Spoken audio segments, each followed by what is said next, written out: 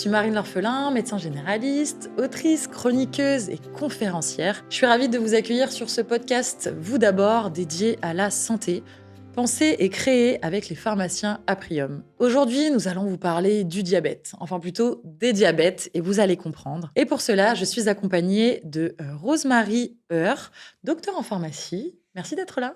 Bonjour Marine, merci à toi. Je suis donc Rosemary Heur, je suis pharmacien, je suis installée à Aubernay en Alsace. Merci d'avoir fait le trajet jusqu'à moi. Et je suis aussi accompagnée d'Amandine Berthaud, diététicienne nutritionniste, un rôle très important dans la prise en charge du diabète. Ouais, on le verra juste après, mais en effet, merci à toi Marine. Donc je suis Amandine, je suis diététicienne depuis quelques années et aussi créatrice de contenu sur les réseaux pour parler justement et vulgariser l'alimentation et à rendre accessible à tout le monde, les petites informations concernant, l'assiette. Sur quel compte on peut te suivre? On peut me suivre sur, Ama Diététique et notamment sur, Instagram principalement. Très bien, entendu. N'hésitez pas, parce que c'est vrai que sur les réseaux sociaux, on trouve quand même des bons contenus pour vulgariser ces sujets de santé parfois un peu compliqués. Alors pourquoi vous parlez du diabète aujourd'hui? Eh bien, en France, 3,8 millions de personnes sont traitées pour un diabète en 2022, ce qui fait quand même entre 5 et 6% de la population. C'est vrai que c'est une maladie chronique avec des conséquences sévères sur la santé, mais qui, prise en charge de manière suffisamment précoce, de manière optimale, peut tout à fait être stabilisée et on peut ainsi limiter le risque de complications pour sa santé. Le problème, c'est qu'une personne diabétique sur 5 est non diagnostiquée. C'est-à-dire qu'on doit encore améliorer le dépistage des Français concernant le diabète. Avec des populations en plus à risque que d'autres. Malheureusement, on n'est pas tous égaux face à la maladie. Et ça dépend aussi un petit peu de nos régions. Et oui, puisque dans le Nord, on sait qu'il y a plus de personnes diabétiques que dans d'autres régions, que par exemple en Bretagne, où ils sont très peu. Un peu plus aussi diabétiques dans les départements d'outre-mer. Alors, on va essayer de vous donner un maximum d'informations pour vous expliquer ce qu'est cette maladie, comment on peut la prévenir, donc l'éviter, et comment on la traite pour éviter les complications du diabète. Alors, pour commencer, déjà, je me tourne vers vous, docteur. Qu'est-ce que le diabète et comment se manifeste-t-il? Alors le diabète, c'est une maladie chronique qui se manifeste par un taux de glucose élevé dans le sang. On appelle ça une hyperglycémie. À partir du moment où on a mesuré un taux de glucose supérieur à 1,26 g par litre, à 2 reprises, nous sommes diagnostiqués diabétiques. Si la définition du diabète repose véritablement sur cette élévation du taux de sucre dans le sang, elle est associée à la prise de sang, au résultat de la prise de sang, il y a finalement des types de diabète différents, des maladies différentes qui sont provoquées là aussi par des causes totalement différentes. Donc, avant de rentrer dans l'explication du diabète de type 2, qui est quand même le plus fréquent, qui touche 92% des personnes diabétiques, on va quand même faire un petit mot sur le diabète de type 1, qui est une maladie particulière, une maladie qui survient plutôt chez l'enfant, l'adolescent, voire le jeune adulte, et qui est vraiment une maladie auto-immune, associée à du coup une destruction de certaines cellules d'un organe qui s'appelle le pancréas. Cet organe, il produit des hormones, notamment l'insuline, qui servent à réguler justement ce taux de sucre dans le sang. Et donc le système immunitaire du patient va aller détruire de manière erronée, le système immunitaire se trompe et va détruire les cellules du pancréas qui normalement produisent cette insuline. Et la personne va développer des symptômes en réponse à son taux de sucre dans le sang qui augmente et aussi à la diminution, voire la disparition de l'insuline, qui est une hormone absolument vitale.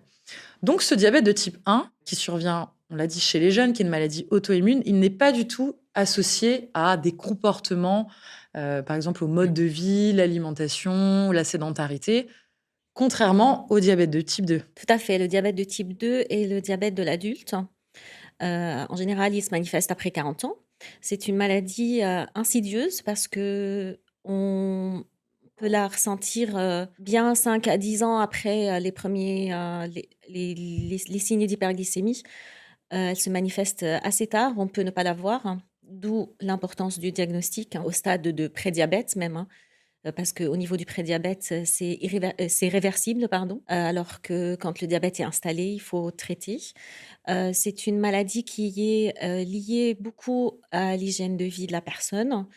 Ce sont souvent des personnes qui sont sédentaires, en surpoids déjà, certainement en surpoids, voire en obésité. Le mode de vie, qui est pas adapté, puis il y a des facteurs de risque également, d'hypertension, artérielle. Et je me permets de rajouter aussi quand même une prédisposition, génétique, Tout à fait. quand on a des antécédents familiaux, donc des personnes dans sa famille qui, ont déjà développé un diabète de type 2, on est plus à risque soi-même d'en développer un. Le mode de vie, on va dire, participe à l'apparition, de la maladie sur un terrain, quand même, génétique. Exactement. Donc on ne peut pas parler du diabète de type 2 sans évoquer le syndrome métabolique, hein. Les personnes qui ont un diabète de type 2 ont souvent un syndrome métabolique. Ça, on le voit, nous, par exemple, au comptoir, une personne qui a un tour de taille assez important et qui associe deux autres symptômes, par exemple l'hypertension artérielle, un taux de HDL cholestérol qui est le bon cholestérol quand c'est un taux Qui est qui est bas. bas. Donc c'est déjà un deuxième facteur. Il y a également un taux de triglycérides élevé. Donc ces personnes-là, en fait, sont susceptibles, oui, tout à fait, de développer un diabète de type 2. Et tu l'as mentionné, cet état de prédiabète, pour être clair, c'est quand, en fait, dans la prise de sang, le taux de sucre est déjà élevé, mais on n'a pas encore atteint le seuil où on peut faire le diagnostic de diabète. Mais il y a quand même, en fait, c'est le signe Tout à fait. d'un diabète de type 2 débutant, en tout cas qui va peut-être arriver dans les années à venir, et donc d'un dysfonctionnement au niveau de la sécrétion de l'insuline et de la réponse de l'organisme à l'insuline, qui est voilà, l'organisme du patient qui est moins sensible à l'insuline. Mais cet état-là, il est réversible. On peut améliorer les choses. Exactement. En fait, le prédiabète, il se manifeste par un taux de glucose entre 1,10 et 1,26 grammes par litre. Donc, on est avant l'état diabète, effectivement. Effectivement, ces personnes-là, il faut les détecter assez rapidement, que ce soit par une prise de sang ou il y a encore en pharmacie, on peut utiliser les pseudoscans. C'est des appareils qui vont étudier un petit peu les terminaisons nerveuses, hein, qui sont altérées chez la personne prédiabétique. Et ça, c'est intéressant parce qu'une personne prédiabétique, on peut très vite l'orienter Mm. vers tout ce qui est mesures hygiéno-diététiques, hein, Bah, déjà, juste- avant de devoir installer un traitement diabète. On ne peut pas Justement, arriver à ce stade-là. Amandine, tu prends en charge des patients à ce stade de prédiabète? Oui, puis il y en a beaucoup et justement, on en voit de plus en plus pour le coup ces dernières années. On le voit aussi par des patients qui ont une glycémie des fois à peu près normale, mais qui ont quand même déjà une insulinorésistance, qu'on voit plutôt avec l'indice de HOMA sur la prise de sang. Et en fait, au niveau de l'alimentation, si on arrive déjà à mettre en place une alimentation équilibrée, déjà juste ça, et qu'on remet un petit peu d'activité sportive, ça améliore beaucoup la chose. Après, voilà, chez certaines personnes, ça va être poussé un petit peu plus loin, voir au niveau de la consommation des glucides, la quantité. Et puis tout ce qui peut être alcool, les sorties, ce genre de choses qui peuvent altérer un petit peu la glycémie sur le long terme. Avant de rentrer dans le détail justement de ce qu'il faut faire pour prévenir et voire pour guérir aussi, on peut quand même le mentionner aussi dans les types de diabète, parce que c'est assez fréquent, le diabète gestationnel, le diabète qui se développe chez une femme enceinte. Complètement. Et justement, là, pour le coup, les mesures hygiéno-diététiques, elles vont être très importantes puisque ça va permettre soit d'éviter, soit de repousser un maximum le diabète de type 2 peut-être plus tard. Donc c'est vrai que si on arrive à avoir de bonnes mesures pendant la grossesse, alors déjà même pour le bébé et la maman, ça va aider. Et puis pour la vie après.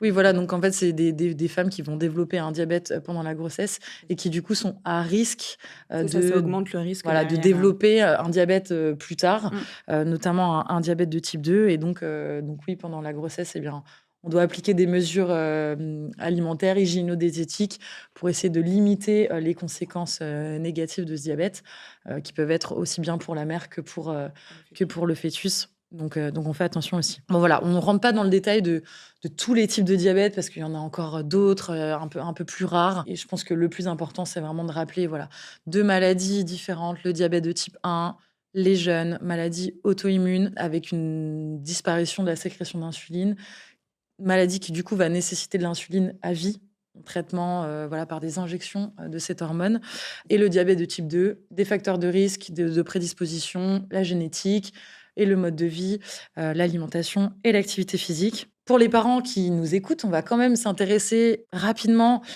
aux signaux d'alerte du diabète de type 1 qui peut apparaître du coup chez l'enfant, chez l'adolescent. Ça vous arrive, vous, d'avoir des patients ou des parents qui viennent vous demander conseil au comptoir à la pharmacie? Oui, c'est déjà arrivé. Ce sont souvent des enfants qui ont très soif, qui vont beaucoup uriner. Ils vont aux toilettes beaucoup, ils ont une polyurie et qui perdent beaucoup de poids sans raison. Oui, sans régime, Sans régime. C'est avec un vraiment un appétit amaigrissement, tout à fait. conservé. Et ça peut interpeller, ça interpelle très rapidement d'ailleurs. Donc, on envoie vers une prise en charge chez le médecin. Et ce besoin d'uriner fréquent, il peut se manifester par des pipis au lit Tout à fait. qui reviennent chez un enfant qui est propre, qui avait plus ce Bien sûr, problème-là. oui. On peut aussi mentionner une fatigue importante, voilà, un état général global de l'enfant assez altéré. Si votre enfant, du coup, présente des symptômes, évidemment, voilà, on peut demander conseil au comptoir à la pharmacie, mais le plus important, c'est de consulter son médecin rapidement. Un enfant qui perd du poids, qui voilà, se met à faire pipi, on l'a dit, qui a très, très soif, voilà, qui commence à vraiment se détériorer au niveau de l'état général, il faut consulter rapidement parce que la maladie évolue assez vite, en fait, et on peut avoir des complications beaucoup plus graves, hein. Exactement. En fait, ça se manifeste par une acidose métabolique, hein. Et puis, ça peut aller même jusqu'au coma. Ouais, jusqu'au coma et même jusqu'au Donc, décès, ça c'est une arrive. urgence. Ouais, ces enfants, en fait, puisqu'ils ont plus d'insuline dans leur corps, Exactement. rentrent dans ce que vous expliquez, un état particulier au niveau métabolique, au niveau du corps, c'est l'acidocétose diabétique. Bon, ça provoque un ensemble de symptômes encore plus importants, plus bruyants. Alors, on peut citer les nausées, les vomissements. Les maux de tête, et puis voilà, comme vous le disiez, amener jusqu'à un état de coma, voire des décès. Donc c'est assez triste. Donc voilà, le message, c'est vraiment, voilà, votre enfant ne va pas bien. Globalement, les parents ont le réflexe d'aller consulter. Mais voilà, si ce sont les symptômes qu'on vous a mentionnés, n'hésitez vraiment pas, il faut consulter très rapidement. Dans la prise en charge du diabète de type 1, je l'ai mentionné rapidement, l'insuline, du coup, va être absolument essentielle. Ce sera le seul traitement du diabète de type 1. Et En fait, c'est quand même compliqué pour c'est ces jeunes, compliqué. ces jeunes patients, ces jeunes Il faut beaucoup adolescents. entourer l'enfant et ses parents pour leur expliquer comment ça se passe un traitement, parce que c'est des injections quotidiennes et plusieurs fois par jour. Ils sont vraiment très accompagnés. Moi, je vois régulièrement des jeunes adolescents qui viennent au comptoir. Ils maîtrisent parfaitement leur traitement parce qu'ils sont bien, bien entourés. Ils sont hospitalisés au début pour qu'on leur explique bien comment ça se passe, comment ils doivent s'injecter l'insuline pour les rassurer aussi, rassurer les parents. Et après, ça se passe. Après, ils viennent même chercher eux-mêmes leurs médicaments. Donc, on voit qu'ils maîtrisent bien. Ouais, une phase importante Tout à fait. d'éducation, Éducation du patient, ouais, d'accompagnement complètement. Et de thérapeutique. l'enfant et de ses parents. Donc dans ce diabète de type 1, on a absolument besoin de s'injecter du coup de l'insuline. On a parlé des symptômes qui doivent nous mettre la puce à l'oreille, notamment les jeunes enfants ou les parents pour le diabète de type 1. C'est plus compliqué dans le diabète de type 2 parce qu'il n'y a pas forcément de symptômes associés. Il y a des Les symptômes, mais sont pas très qu'on ne bruyants. voit pas. Ils ne sont pas bruyants, justement. Effectivement, la soif se retrouve toujours dans un diabète de type 2. Maintenant, comme il met assez longtemps à se manifester, ce diabète de type 2, il y a déjà malheureusement des atteintes microvasculaires qui peuvent déjà arriver. Donc, ça peut, par exemple, ce qui doit mettre la puce à l'oreille, c'est une vue brouillée.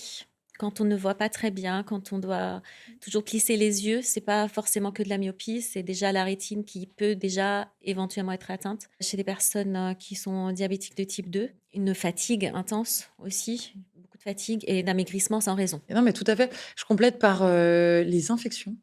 Oui, Parfois, on découvre un diabète sur des plaies qui cicatrisent mal oui, ou des personnes qui font un peu plus fréquemment que d'autres des infections virales, bactériennes. Et exactement. en fait, c'est vrai que le diabète fait partie de ces maladies qui affaiblissent un petit peu le système immunitaire du patient, donc il va avoir du mal à cicatriser et puis à lutter contre les infections. Comment on gère l'alimentation quand on est diabétique de type 1? Parce qu'en fait, on a besoin de sucre pour vivre, c'est un substrat énergétique, c'est ce qui nous donne de l'énergie. En même temps, on est diabétique, donc il faut essayer de limiter l'apport en certains sucres.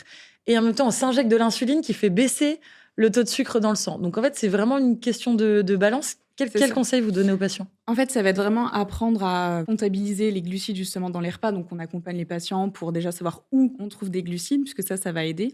Et ensuite, ça va être plus voir, bah voilà, en fonction d'où est ma glycémie, donc mon taux de sucre, soit avant le repas, ce genre de choses, ben, combien de grammage je peux avoir et comment adapter mon insuline en fonction des grammages de glucides dans le repas. Donc ces personnes-là, on est d'accord, elles ont pas besoin de faire de régime particulier, Non. c'est simplement, C'est adapter, plutôt savoir trouver compter. la bonne quantité en fait de chaque catégorie d'aliments et bien avoir toutes ces catégories d'aliments au sein des repas. Ça dépend aussi un peu de l'activité physique en plus, Complètement. de la personne, si elle bouge, si elle fait du sport. C'est ça, l'augmentation des glucides sera nécessaire. Contrairement du coup au diabète de type 2, où là, tout l'enjeu, ça va être d'accompagner la personne diabétique vers une alimentation plus équilibrée. Comment ça se passe là concrètement quand on fait le diagnostic du diabète? Quels conseils on doit donner? Pour le coup, nous, on va revoir tout ce qui est du coup les mesures hygiéno-diététiques. Donc, c'est le fait de voilà, réapprendre à bien manger finalement. Et on va d'abord passer par un état un petit peu de... Enfin, on va regarder comment la personne consomme déjà au quotidien pour essayer de partir déjà aussi de leurs habitudes pour pas tout bousculer, puisque déjà apprendre qu'on a un diabète, ça peut être perturbant. Donc, on va nous essayer de s'adapter et plutôt apprendre, voilà, d'après mes bases, comment je peux évoluer pour avoir une alimentation plus équilibrée, faire de meilleurs choix, par exemple, au niveau des féculents, sans pour autant les supprimer, ça c'est important, mais plutôt voilà, avoir des fibres dans mon alimentation, avoir des protéines, nos fruits, enfin toutes les choses nécessaires pour que le corps fonctionne.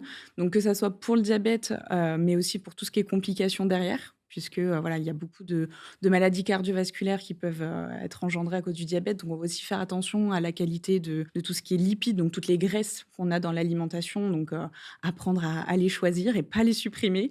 Encore plus chez la femme pour le coup, puisque d'un point de vue hormonal, ça va être important. Et c'est vraiment en fait apprendre à faire les bons choix et bien comprendre que le diabète, c'est pas supprimer des choses, c'est pas d'un coup devoir se priver, de voir sa famille, ses amis, ne plus aller au restaurant, mais plutôt quel choix je peux faire, comment, dans quelle proportion et se rassurer par rapport à ça. Pas de régime Non. restrictif et quoi qu'il arrive, il y aura encore des sucres dans Encore une fois, l'alimentation. exactement. Il s'agit de choisir les bons sucres C'est plutôt ça. et de bien les associer. C'est souvent une question de bon sens, en fait, hein, quand on réapprend à manger correctement. C'est ça. C'est du bon sens. Complètement. En fait, c'est vraiment apprendre qu'on a besoin de tout, de toute façon, pour que le corps fonctionne, mais en fait, que tout est question de fréquence et de quantité. Que ça soit dans un extrême ou un autre, en fait, si je supprime, ça va pas. Si j'en ai trop, ça va pas non plus. Et une fois qu'en fait, on comprend ça, déjà, la vie, elle est un peu plus cool, pour le coup. Et en fait, ouais, c'est vraiment, même par rapport au sucre rapide, donc tout ce qui peut être jus de fruits, des choses comme ça, c'est aussi apprendre comment je peux les intégrer, parce que j'ai le droit d'aimer ça, mais voilà, comment faire pour pas que c'est d'impact finalement négatif sur ma glycémie par la suite. Oui, voilà, si c'est dans des quantités mesurées et Finalement, puis ça n'a pas tant d'impact au que bon ça. moment de la Exactement. journée. C'est surtout éviter en fait les prises isolées en dehors d'un repas, en plein milieu de l'après-midi, sans rien du tout. C'est plus là où ça va être problématique. Mais en fait, à la fin d'un repas, vu que j'ai des fibres, j'ai des protéines, j'ai plein de choses qui vont faire baisser en fait justement ce qu'on appelle l'index glycémique d'un repas. Donc c'est le fait, plus l'index glycémique d'un aliment ou d'un repas est haut, plus ma glycémie, donc mon taux de sucre dans le sang, va augmenter. Et nous, le but justement, c'est faire baisser tout ça, mais en fait, c'est en intégrant toutes les catégories d'aliments. Tes petites astuces là du coup sur l'index Je glycémique. dirais que la première chose à faire dans un repas qui peut être intéressant, surtout là, ça va être la saison, donc c'est top, c'est de rajouter une crudité. En début de repas, des carottes râpées, des tomates, des choses comme ça. Et en fait, par la suite, avoir vraiment bien voilà, ma petite source de protéines, donc que ça soit de la protéine animale ou végétale. Les protéines végétales sont intéressantes parce qu'elles ont plus de fibres. Pareil, ça va faire encore plus baisser justement cet index glycémique. Et après, rajouter notre petite source de féculents, nos légumes, une petite source de matière grasse. Et en fait, juste en faisant ça, déjà l'index glycémique du repas a énormément baissé. Oui, par rapport à la cuisson. La cuisson, pareil, plus je vais cuire un aliment, plus ça va augmenter du coup cet index glycémique. C'est pas pour autant que j'ai pas le droit de manger de légumes cuits ou de choses comme ça. C'est juste qu'on va essayer d'avoir dans ce cas-là peut-être un fruit en fin de repas ou des choses comme ça, ou un féculent un peu plus complet aussi, ou des céréales pour apporter les fibres qui ont été peut-être un peu perdues pendant la cuisson. Comment ça se passe le suivi diététique du coup du patient diabétique? Une consultation, plusieurs, un Souvent, rythme? il y en a plusieurs et on apprend à devenir autonome et à se faire confiance. Ça va être surtout ça. Au début, donc, on fait vraiment une analyse nutritionnelle, savoir où on en est, où on démarre, quels sont les axes qu'on va essayer d'améliorer et surtout les principales. Et en fait, par la suite, on voit qu'est-ce que le patient arrive à faire, les problématiques qu'il peut rencontrer en fonction des je dirais des moments de l'année aussi. Il y a des périodes plus faciles que d'autres. Mmh. Justement, l'été, c'est beaucoup de barbecue, de crudités, de choses comme ça, donc parfois c'est plus facile, contrairement à l'hiver où on a des plats, voilà, bien avec, de la pomme de Réconfortant. terre, voilà, des choses comme ça. Mais donc c'est juste, voilà, apprendre en fonction des saisons un petit peu à améliorer tout ça, les vacances, ce genre de choses. Et au stade de prédiabète, on l'a dit, on peut véritablement inverser la tendance, restimuler, on va dire, son métabolisme pour qu'il arrive à mieux réguler les sucres, augmenter la sensibilité des cellules à l'insuline, avec notamment donc, la diététique, mais aussi un peu plus d'activité physique, un peu plus de mouvement. Au stade de diabète, c'est quand même un peu plus compliqué. Quand le diabète est diagnostiqué, au tout début, si vraiment on est hyper assidu sur son alimentation, qu'on perd un petit peu de poids, qu'on bouge bien, on peut quand même se passer des médicaments. Alors, au stade de prédiabète, on peut bien sûr se passer de médicaments. C'est le but de diagnostiquer à ce stade-là. Au stade de diabète, le traitement va être nécessaire. Alors, le traitement plus toutes les mesures hygiéno-diététiques à côté. Ça, c'est indéniable. Les deux vont ensemble. Donc souvent, le diagnostic, il est fait dans les cabinets de médecine générale, Oui, avec une prise de sang. c'est une prise de sang, tout à fait, oui. Et il y a des journées aussi de dépistage en pharmacie, où on fait des Ah, dépistages, hein, oui, tout à fait. Et là, dès qu'il y a un simple doute, on envoie chez le médecin qui va faire une prise de sang. Et là, on voit un Confirmé. petit peu ce qui se passe. et donc quand le diagnostic est fait, donc une prescription médicamenteuse Est nécessaire. est nécessaire, Oui, malheureusement, mais c'est hyper important de bien prendre ces traitements dans le diabète. Souvent, on commence par la metformine, un exactement. traitement qui est assez connu aujourd'hui. La metformine, en fait, pour schématiser, donc quand on mange les glucides, elles vont se transformer en glucose. Ce glucose va donner un signal au pancréas, de glucose dans le sang. Le pancréas va libérer de l'insuline qui, elle, va redescendre le taux de glucose dans le sang. Donc, le premier traitement, c'est effectivement la metformine qui, elle, va aider l'insuline à bien agir. Déjà. Mhm. Donc, l'insuline se produit. À ce stade-là, l'insuline est bien sécrétée.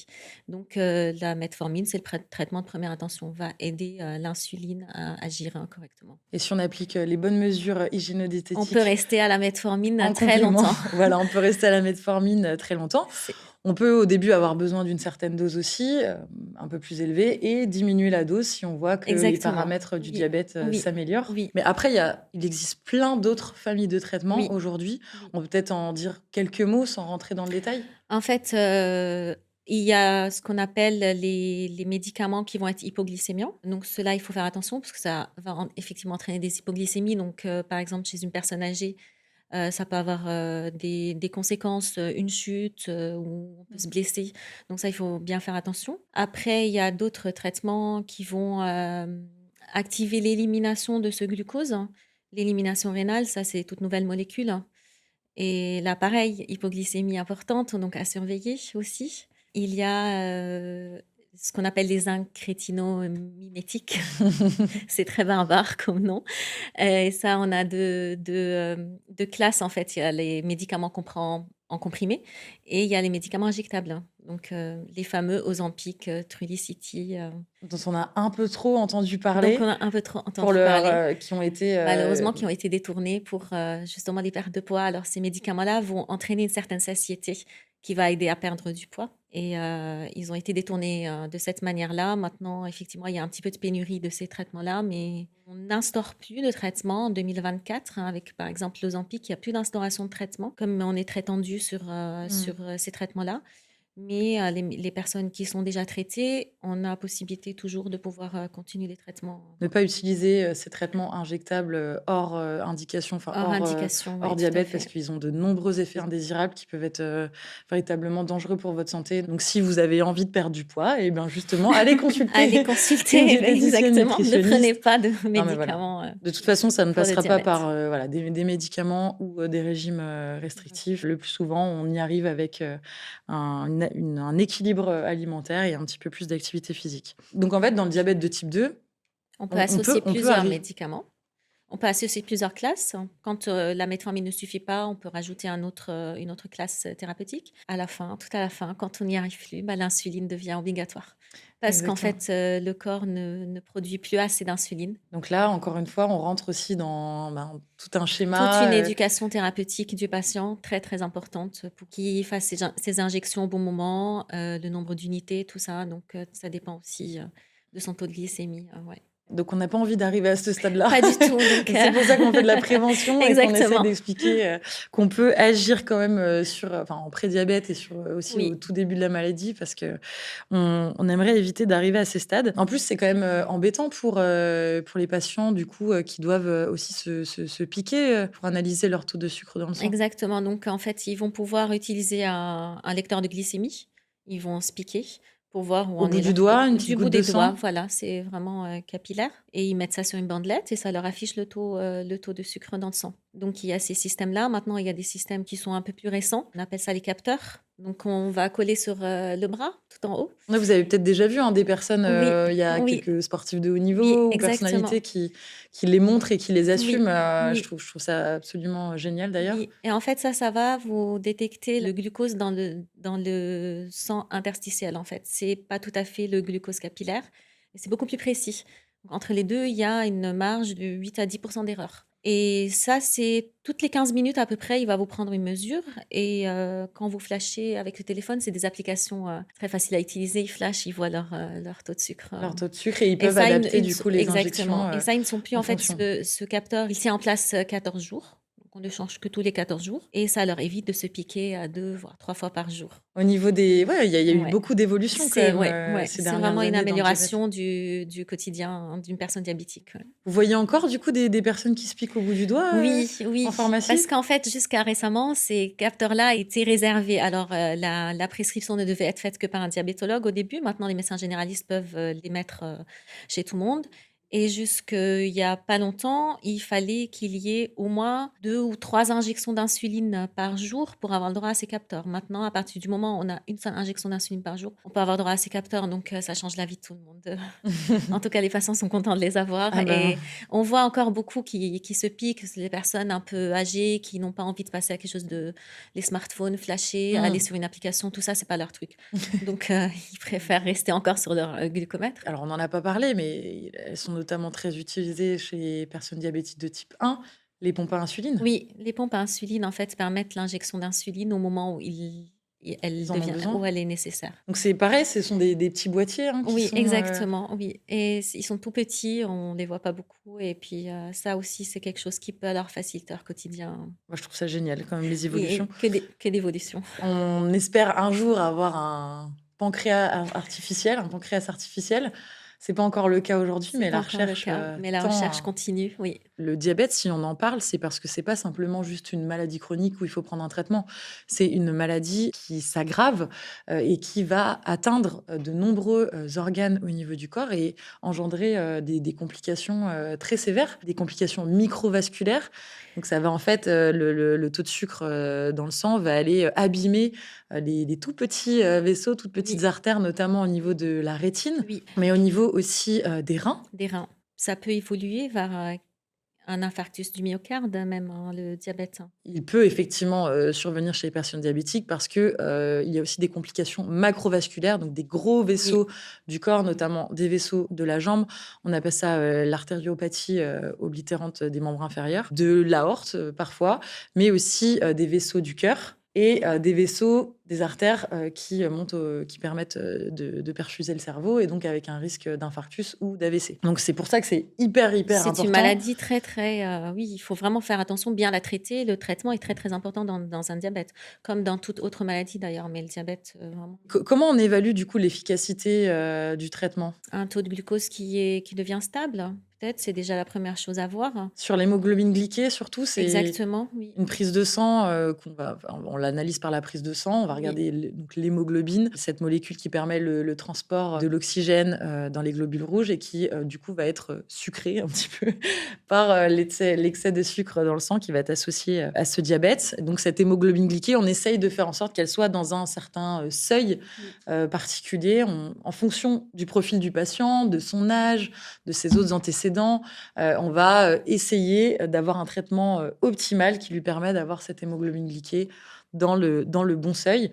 Et si le diabète il est équilibré, quand l'hémoglobine glyquée elle est stabilisée dans le bon seuil, finalement, on diminue quand même drastiquement le risque de faire des complications. Bien sûr. Mais c'est vrai qu'au cabinet, on voit quand même des patients qui ont du mal à prendre leur traitement Oui. ou qui ne les prennent pas bien, qui font aussi parfois des erreurs diététiques associées. C'est difficile dans cette C'est maladie très du difficile, quotidien oui. de bien prendre le traitement. Parce que déjà, ils vont oublier de prendre leur traitement. S'ils n'ont pas de symptômes qui les dérangent tous les jours, ils vont se dire: «Oh, ça va bien, je prends pas». Ouais, c'est le risque de cette maladie, c'est Exactement, que les symptômes sont insidieux, exactement. peu bruyants, on ne se rend pas compte qu'on est malade. Finalement, c'est le médecin qui dit qu'on est malade par la prise de C'est sang. ça. Et nous, en pharmacie, on le voit, s'ils sont observants à leur traitement. C'est-à-dire, ils vont venir tous les mois chercher leur traitement. En général, un diabétique de type 2 a souvent une hypertension artérielle qui est associée. Donc, ils viennent chercher leurs médicaments. Et puis, on voit, ça fait 2 mois qu'ils n'ont pas pris un tel médicament. Ah non, ça, j'en ai encore. Là, on leur dit, attention, vous n'êtes pas censé en avoir encore. Ah Et oui, là, on se rend compte, en fait, qu'ils oublient ou qu'ils zappent, qu'ils ne veulent pas. Parfois, ils n'ont pas envie. Là, c'est à nous aussi de faire le point avec leur médecin justement et puis de leur expliquer que le traitement du diabète, c'est important. oui, de réexpliquer comment ils Exactement. se Et prennent. surtout leur dire quelles peuvent être, sans forcément leur faire peur, mais quelles peuvent être les conséquences d'une mauvaise observance. Oui, donc toujours rappeler les risques Oui, sur leur ce qu'on santé. appelle l'éducation thérapeutique, c'est vraiment très important. Peut-être expliquer les effets indésirables des traitements, parce que parfois c'est ce qui fait peur aussi Oui, alors aux patients. effectivement, parfois ils disent: «Ah non, celui-ci je prends pas, il me donne mal au ventre». Mais c'est vrai qu'il y a des effets secondaires, de type nausée, douleur abdominale, Notamment dans vomissement. la metformine, c'est assez Oui, oui, connu oui, pour oui, ça, mais ils n'ont pas envie. Alors au début, on leur baisse un petit peu, enfin le médecin leur baisse un petit peu les doses, petit à petit jusqu'à ce qu'ils s'habituent et après ils arrivent à une vitesse de croisière. En général, ça devient assez bien toléré. Au début, c'est difficile, mais petit à petit, c'est quand même, c'est des traitements qui sont suivis. Il faut oui, être un petit peu derrière, il faut expliquer, il faut dédramatiser et puis ça se passe. oui, c'est exactement ça. La metformine, elle peut se prescrire Oui, par palier. On peut y aller tout c'est doucement ça. à travers un petit protocole simple, mais juste Oui. pour donner effectivement le temps au corps de s'habituer. Ou alors changer de molécule. Il y a Changer de voilà, molécule. des molécules Pour les différentes. intolérants, vraiment, quand ça se passe pas bien, il y a quand même un panel assez large, comme on l'a vu tout à l'heure. Et pour les autres médicaments, les effets indésirables? C'est souvent nausées, vomissements arrivent régulièrement au début, plutôt douleur abdominale que vomissement. Petit à petit, effectivement, le corps, va s'habituer. On arrive à pallier à tous ces effets secondaires, avec parfois peut-être un petit peu de produits naturels pour les aider un petit peu. On finit par y arriver heureusement. On parlait aussi, des hypoglycémies. C'est ce qui fait peur aussi Oui. parfois aux patients, c'est quand, on prend le médicament, on oublie de manger, on se fait une dose d'insuline, trop forte ou on fait la dose normale, mais on n'a pas mangé suffisamment de sucre. Comment on gère justement, Nous, on apprend avec le patient justement à comment déjà reconnaître l'hypoglycémie, puisque pareil, il y a quelques petits symptômes si on commence à avoir vraiment des étourdissements. Des vertiges. Ouais, qu'on va avoir des vertiges. On peut commencer à avoir aussi très faim, forcément, parce que le corps est en train d'appeler du sucre, hein, pour le coup. Et en fait, on va apprendre de toujours déjà avoir 2 resucrages sur soi, peu importe où je suis. Donc, si je suis pas chez moi, avoir des pâtes de fruits, ce genre de choses. À la maison, ça peut être juste un verre de jus de fruits, un verre de soda. Là, pour le coup, sans rien d'autre, pour faire remonter la glycémie très rapidement. Ensuite, on va apprendre aux patients, du coup, alors, peut-être se piquer justement pour voir la glycémie ou avec les capteurs, voir s'il y a besoin de refaire un deuxième resucrage et en fonction de où on en est, on va dire dans la journée, s'il y a besoin peut-être soit de prendre une collation, soit de peut-être rapprocher le repas pour éviter justement une deuxième hypoglycémie plus tard. Et si ça arrive souvent, on réévalue le traitement aussi. oui, on peut diminuer les doses, du Oui, traitement, hein. Ça arrive, exactement, que oui, parfois oui, oui. on doive, adapter Et et souvent, ils sont bien suivis parce qu'on leur explique, voilà, quand votre taux est à ce niveau-là, vous devez prendre X unités. Quand c'est un peu plus élevé, vous prenez ça. Ils gèrent assez bien, en fait. Ceux qui prennent de l'insuline gèrent assez bien, je trouve. parce que ceux qui prennent de l'insuline, soit ce sont, les diabétiques de type 1 qui, effectivement, Qui ont sont l'habitude. voilà, ont pris l'habitude de vivre avec leur maladie et puis d'adapter, aussi bien le traitement que leur mode de vie en réponse. Ou alors des diabétiques de type 2, du coup à un stade un peu plus avancé, où là aussi encore une fois, ils ont eu toute une éducation, thérapeutique avant. On a bien compris à travers je pense nos 3 interventions que finalement la prise en charge, d'une personne diabétique, elle est pluridisciplinaire. Complètement. On travaille tous ensemble pour le coup et chacun sa petite part de responsabilité, pour, mener à bien, la maladie. Donc chez le médecin généraliste, le suivi hyper important, régulier. C'est tous les 3 mois normalement la prescription. On fait des prises de sang aussi régulières, en fonction des mois où on en est, mais au moins tous les 3 mois, on vérifie, l'hémoglobine glyquée, le taux de sucre, dans le sang et puis avec, son pharmacien, ben, qui peut permettre, le suivi, des traitements, rediscuter, Oui. de la prise. Alors en pharmacie, nous, on va être axé beaucoup sur l'observance et sur l'explication de comment on utilise, les médicaments, quand est-ce qu'on les prend, à quel moment, quels peuvent être les effets secondaires pour qu'ils puissent, s'en rendre compte et pouvoir pallier à ces effets secondaires-là. Et on est beaucoup en relation, tous en contact, Oui, c'est hyper important aussi. J'ajouterais aussi, le spécialiste, du diabète, l'endocrinologue, diabétologue, qui doit être consulté si, le diabète n'est pas suffisamment équilibré ou déséquilibré. Voilà, on n'y arrive pas au cabinet de médecine générale, donc on l'envoie, voir, le diabétologue. Si le diabète est sous traitement par insuline, voilà, on doit avoir un suivi quand même, régulier avec l'endocrino. Cardiologue aussi. Très important de consulter, à cause des le cardiologue à cause des complications, cardiovasculaires de la maladie. Donc au moins une échographie, un ECG annuel. On l'a dit dans les mesures hygiéno-diététiques aussi, bien sûr, être suffisamment actif, en mouvement. Est-ce que c'est forcément faire du sport? Non, ça va être vraiment bouger au quotidien, on le répète souvent, mais prendre les escaliers au lieu de l'ascenseur, ce genre de choses, c'est plein de petits pas qui vont faire en fait la différence, en fin de journée. Tout ce qui est jardinage aussi, bricolage, en fait, tout ce qui va demander, du mouvement finalement. Si on n'aime vraiment pas le sport, aller marcher un petit peu, prendre l'air, ça fera du bien. Ça permet de synthétiser un peu la vitamine D aussi, donc c'est pas plus mal. Mais non, c'est vraiment voilà, c'est essayer de bouger au quotidien et au maximum comme on peut. Bouger plus au quotidien, la marche est accessible à tous, Exactement. finalement. Et puis, si vraiment la personne a besoin d'un accompagnement pour, se remettre en mouvement, se remettre au sport, voilà, à cause d'un surpoids, d'une obésité ou voire d'autres pathologies articulaires, hein, d'autres problèmes articulaires, on peut faire appel à des coachs en activité physique adaptée. Donc, il y en a aujourd'hui dans des clubs, associés à des services hospitaliers. Ces coachs-là, ils ont vraiment été formés pour accompagner des personnes, malades vers un peu plus d'activité physique. Ça permet de les motiver, d'avoir quelqu'un Aussi derrière. avec soi. Surtout pour une personne qui n'a jamais fait de sport, qui n'a jamais vraiment bougé.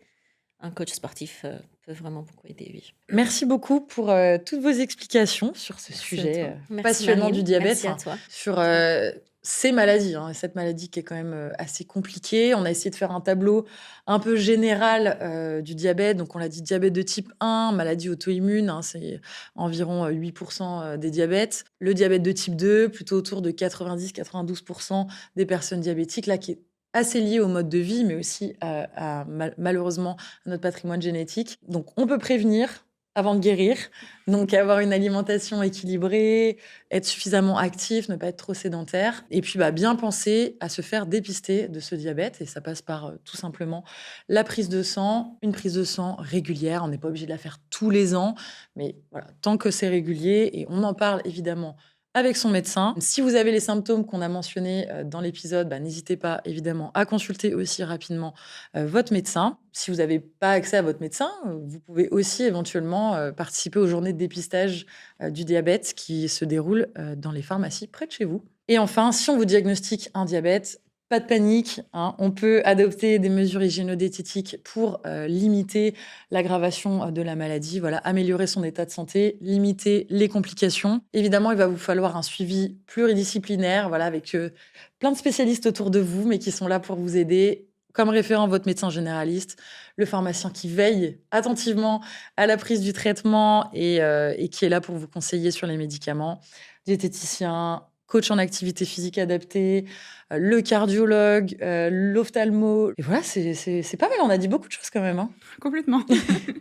N'hésitez pas, si vous préférez les formats vidéo, vous pouvez retrouver ce podcast, vous d'abord sur la chaîne YouTube d'Aprium et en audio sur toutes les plateformes de podcast. Vous pouvez aussi vous abonner pour ne rien manquer des prochains épisodes sur toujours des sujets de santé et de santé publique. Merci à Aprium d'avoir rendu possible ce podcast et je vous donne rendez-vous pour un prochain épisode. À bientôt!